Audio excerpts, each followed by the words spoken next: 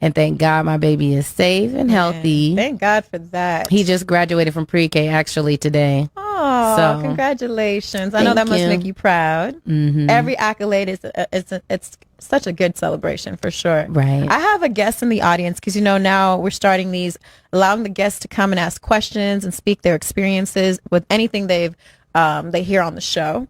I would like to bring up who we got here. And let's see. Oh, we got Sheila White. Miss Sheila White, when it come on over. So it's crazy, right? When I was watching some of the videos on you, she was in the room. She's like, oh my goodness, I went through that. I experienced that. I was like, oh my gosh, I would love for you to come up and tell me about this experience and, talk to you too about what she went through. Mm-hmm. Yes, come on over right here. You can be camera 3. And into the mic. Hi, Sheila. Hi. Okay. So Sheila, when I brought up that video, how did it make you feel when she was talking about her experience with the uterus fibroids? Well, I experienced it as well. Mm-hmm.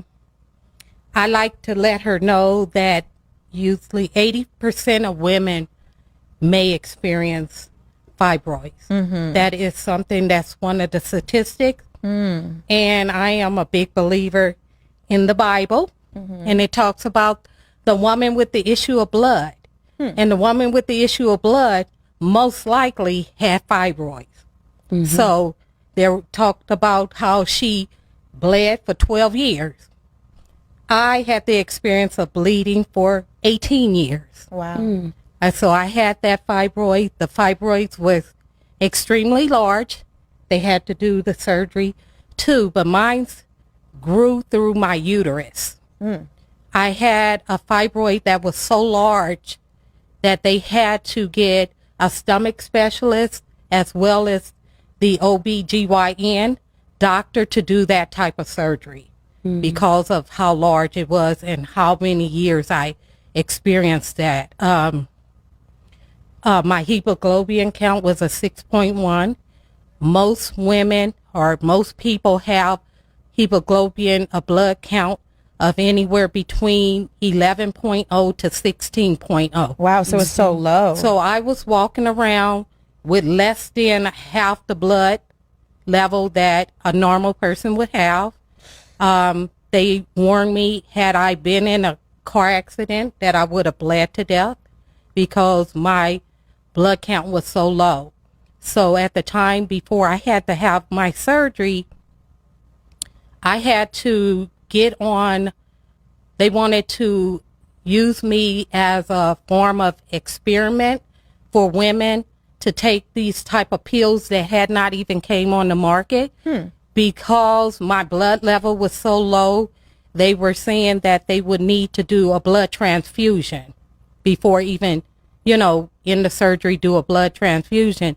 So they put me on these experimental drugs before it even hit the market, wanting to see if, in fact, it would bring my blood count up.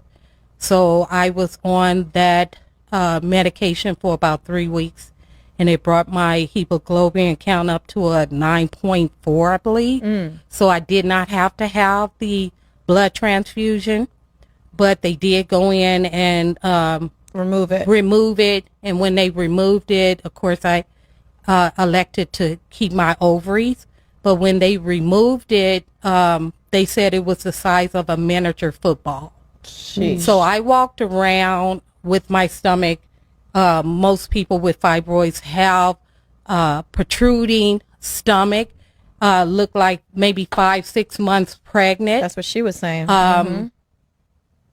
I developed where I didn't have a whole lot of energy because of the many years of bleeding, because I was basically hemorrhaging. Most people with fibroids either have light menstrual periods or they have extremely heavy menstrual periods. And mine was extreme where I would hemorrhage constantly. So that's where I was losing the blood, and that's the reason why my hemoglobin count was so low. It was not producing fast enough for it to keep To replenish, right? Yeah, right. Wow. So that's so important. Knowledge is power, I say, right? And when I saw this, I was like, you know what? I feel like we should talk about this on the show because I'm sure a lot of women are going through this. And some may be scared right away when they hear about it and be like, oh my God, is this fatal? What can we do?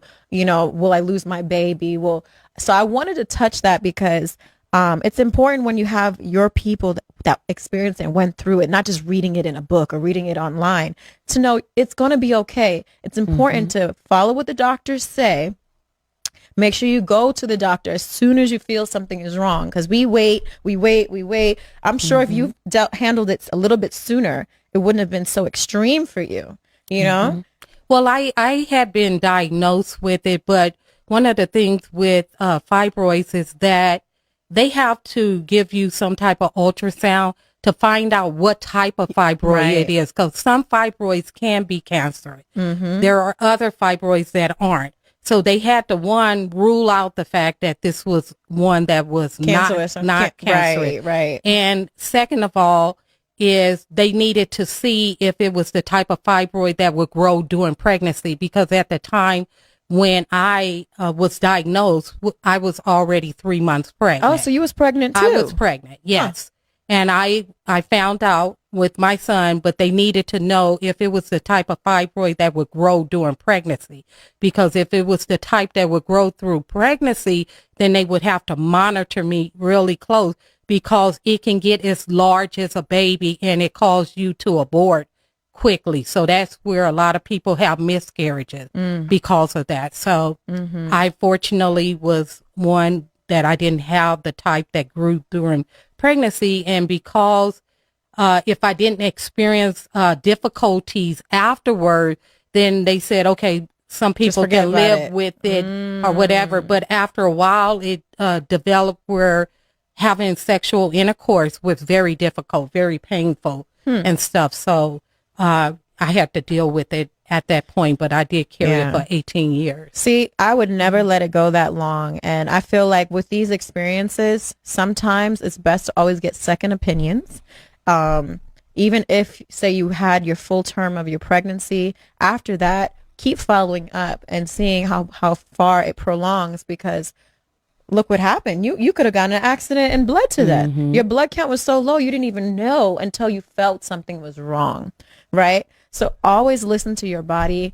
You know, I'm so proud of you for speaking up about this type of topic. You know, being a woman on television, I know we're scrutinized for everything, you know, and it's important for us to let people know we're human too. We're real, just like you guys are who are watching us on television. And sometimes we don't want to share things because of them attacking. Yes. Or, you know, making things up. Yes. And another thing I want to say is I actually went to a doctor here.